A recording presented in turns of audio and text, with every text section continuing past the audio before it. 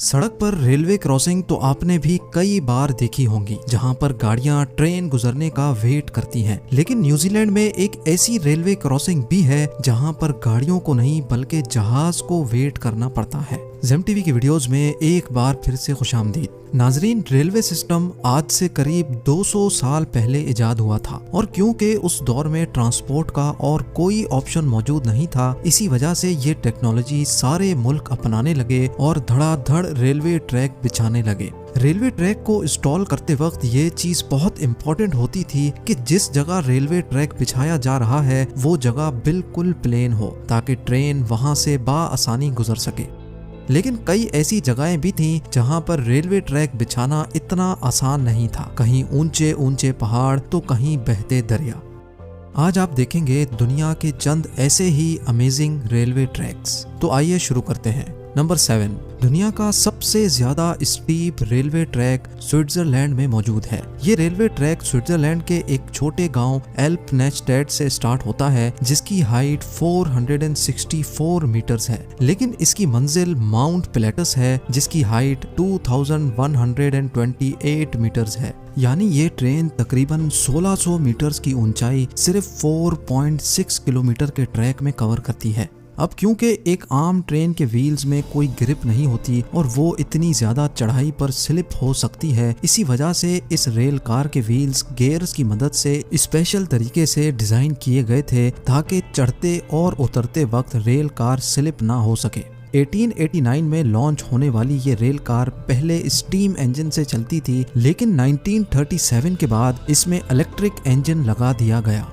Number 6, New Zealand में गिसबॉर्न के नाम से एक छोटा शहर है जहां का एयरपोर्ट बहुत ही अनोखा है। ये दुनिया का वाहिद ऐसा एयरपोर्ट है जिसके रनवे को एक रेलवे लाइन क्रॉस करती है। इस एयरपोर्ट का कंट्रोल टावर सिर्फ पायलट से कांटेक्ट में नहीं रहता, बल्कि यहाँ का कंट्रोल टावर रेलवे टावर से भी कांटेक्ट में रहता है। अगर प्लेन लैंडिंग के काफी करीब होता है तो ट्रेन को रोक लिया जाता है या फिर टेक ऑफ से पहले प्लेन को वेट करने का कहा जाता है। रनवे की जिस जगह से रेलवे ट्रैक गुजर रहा है उसको बड़ी महारत से ऐसे डिजाइन किया गया है कि जहाज की लैंडिंग के वक्त कोई हादसा ना हो।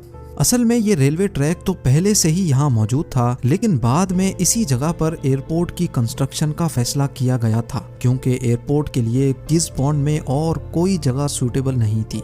नंबर 5, स्विट्जरलैंड अपने खूबसूरत पहाड़ों और ग्रीनरी की वजह से काफी फेमस है। इन माउंटेन्स पे रेलवे ट्रैक बनाना वाकई एक बहुत बड़ा चैलेंज था। 5270 फीट की ऊंचाई पर मौजूद जर्मत नामी एक छोटा शहर है। यहाँ से लेकर all the way Saint Moritz तक ये खूबसूरत रेलवे ट्रैक पूरे 291 किलोमीटर लंबा है। यहाँ पर एक वक्त में सिर्फ एक ही ट्रेन चल सकती है जिसको ग्लेशियर एक्सप्रेस कहा जाता है। पहाड़ों और स्नोफॉल की वजह से यहाँ ट्रेन बहुत स्लो चलती है और ये पूरा सफर 8 घंटों में मुकम्मल होता है। इसी वजह से ग्लेशियर एक्सप्रेस दुनिया की सबसे स्लो चलने वाली ट्रेन भी कहलाती है। इस पूरी जर्नी में ट्रेन पहाड़ों के अंदर बने 91 टनल्स में से गुजरती है। यहाँ का एक टनल फुरका टनल कहलाता है जो 16 किलोमीटर लंबा टनल है और इसी सफर के दौरान ट्रेन एक ऐसे ब्रिज से भी गुजरती है जो 450 फीट ऊंचाई पर बना हुआ है। नंबर 4, स्विट्जरलैंड में ही एक पॉइंट ऐसा भी है जहाँ पर ट्रेन को फ्लैट जमीन से एक पहाड़ी पर चढ़ना होता है क्योंकि ट्रेन इंजन इतने ज्यादा पावरफुल नहीं होते कि वो इतनी ज्यादा चढ़ाई पार कर सकें।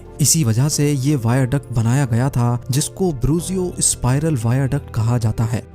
1903 में लॉन्च किए जाने वाले इस स्पाइरल ब्रिज का मकसद था कि ट्रैक की हाइट को आहिस्ता आहिस्ता बढ़ाया जाए। इस स्पाइरल ट्रैक की मदद से ट्रेन्स 20 मीटर की ऊंचाई को बहुत ही कम डिस्टेंस में पार कर लेती हैं और इस तरह का स्पाइरल ट्रैक पूरी दुनिया में कहीं नहीं है। नंबर 3, जहां दूसरी कंट्रीज में ट्रेन ट्रैक के ऊपर चलती हैं, जापान में एक ऐसा रेल नेटवर्क भी है जहां पर ट्रेन्स ट्रैक के नीचे चलती हैं। ये अपनी तर्ज का पहला रेलवे सिस्टम था जो जापान में लॉन्च किया गया। 1970 में लॉन्च होने वाला ये ट्रैक 2 एरियाज को आपस में मिलाता है जिसको शोनन मोनोरेल नेटवर्क कहा जाता है। इस ट्रैक की लंबाई सिर्फ 6.5 किलोमीटर है और ये ट्रेन टोटल 7 स्टॉप्स पे रुकने के बावजूद भी मुसाफिरों को स्टार्टिंग पॉइंट से एंडिंग तक सिर्फ 14 मिनटों में पहुंचा देती है।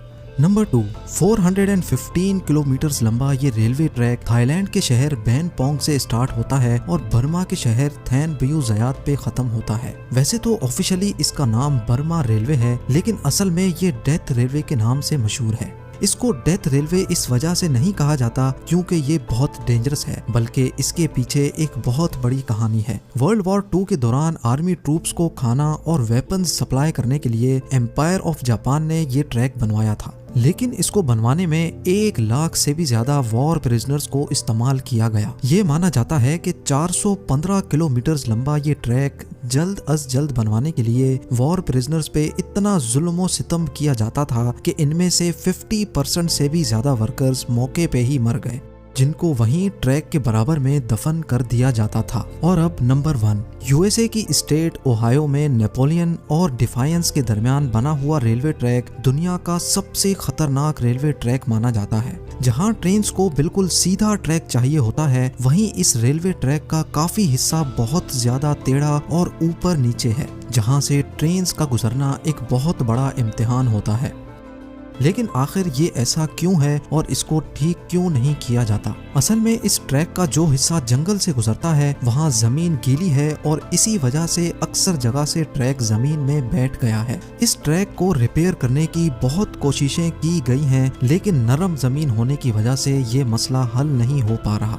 बस यही वजह है कि यहाँ से गुजरते वक्त ट्रेन्स अपनी स्पीड बहुत कम कर लेती हैं। उम्मीद है जेम टीवी की ये वीडियो भी आप लोग भरपूर लाइक और शेयर करेंगे। आप लोगों के प्यार भरे कमेंट्स का बेहद शुक्रिया। मिलते हैं अगली शानदार वीडियो में।